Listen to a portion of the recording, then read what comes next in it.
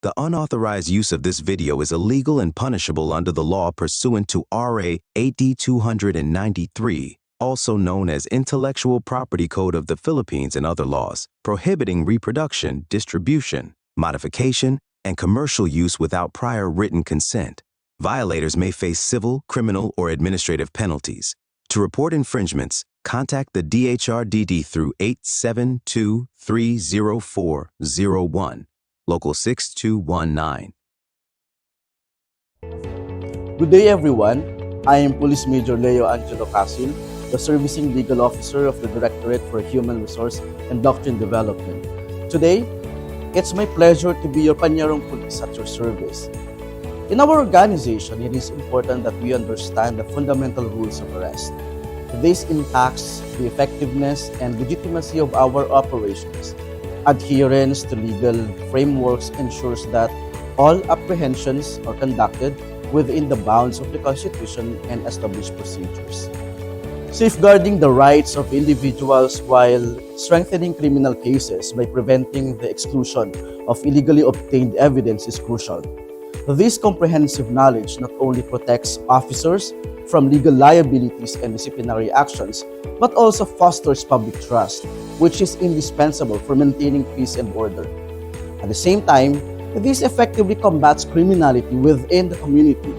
With this, we will be discussing now the essential rules of arrest. First, what is arrest? Section 1, Rule 113 of the Rules on Criminal Procedure states that arrest is the taking of a person into custody in order that he may be bound to answer for the commission of an offense. In relation to this rule, the 1987 Constitution states that the right of the people to be secure in their persons, houses, papers, and effects against unreasonable searches and seizures shall be inviolable, and no warrant of arrest shall issue except upon probable cause. A warrant of arrest must be determined personally by a judge after examination under oath or affirmation of the complainant and the witnesses, particularly describing the person to be seized. That's Article 3, Section 2. This sets a general rule. Arrest must be reasonable and lawful. Any arrest made without the legal basis or arbitrarily is a violation of this constitutional right. In addition, this rule establishes the primary requirement for a valid arrest, a warrant of arrest. The Constitution mandates that a warrant is the standard legal instrument required before a person can be taken into custody. As stated under this rule, the warrant of arrest must be issued by a judge. Thus, it is imperative that the arresting officer examines if the warrant of arrest was issued by a competent court. To provide a clear understanding, a warrant of arrest generally conforms to this appearance.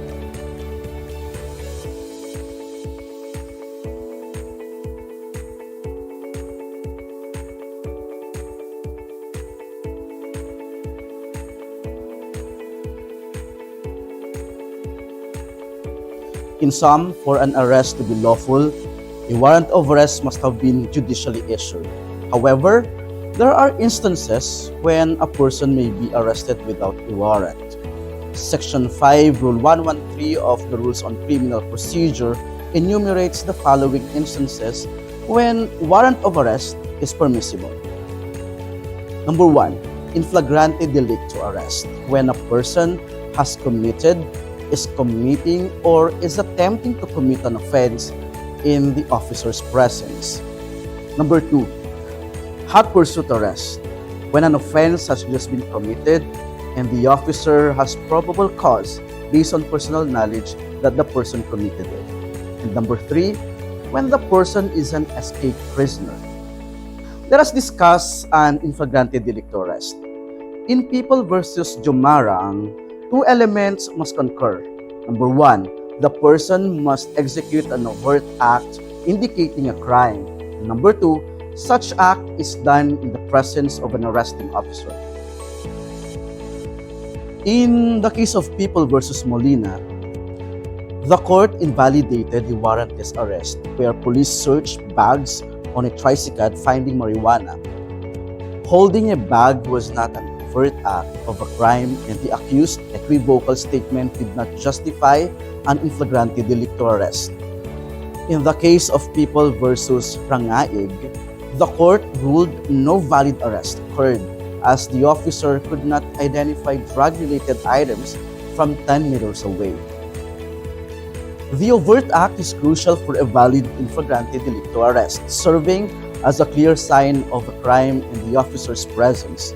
Without it, the arrest is unlawful and seized evidence may be inadmissible. For a hot pursuit arrest under Section 5, subparagraph B, personal knowledge and immediacy are essential. In the case of Adoma versus People, the court invalidated an arrest based on tips, not personal observation, lacking immediacy, and rendering seized drugs inadmissible. For a valid hot pursuit arrest, officers must have personal knowledge that the person just committed a crime, with immediacy from crime to arrest. Section 2 of Rule 113 states that an arrest is made by restraining a person or by their submission to custody. No unnecessary force shall be used, and the person shall be subject to greater restraint than necessary. After arrest, the officer must deliver the accused to the nearest police station without delay. That's under Section 3, Rule 113. An arrest may be made any day or any time. For a warrant of arrest, Section 7 states that the officer must inform the person of the cause and warrant unless they flee or resist, or it imperils the arrest. For a warrantless arrest, Section 8 requires informing the person of the officer's authority and cause unless they are committing an offense or fleeing. In both cases, Miranda rights must be read post-arrest.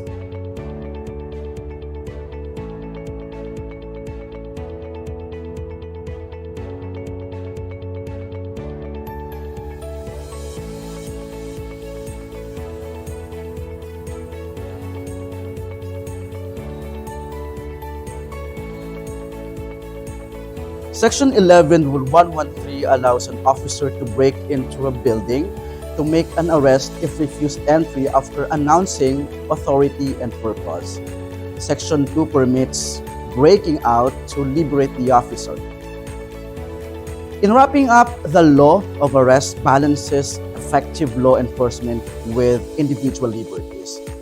We have covered warrant and warrantless arrest, their conditions and safeguards, like announcing authority. An unlawful arrest can lead to suppressed evidence or legal action. The law of arrest is a dynamic framework ensuring justice while upholding due process and human rights in the Philippines. That ends our lecture. I hope I shared valuable information. Again, this is Police Major Leo Angelo Casil, and it was a pleasure to be your Panyerong Police at your service.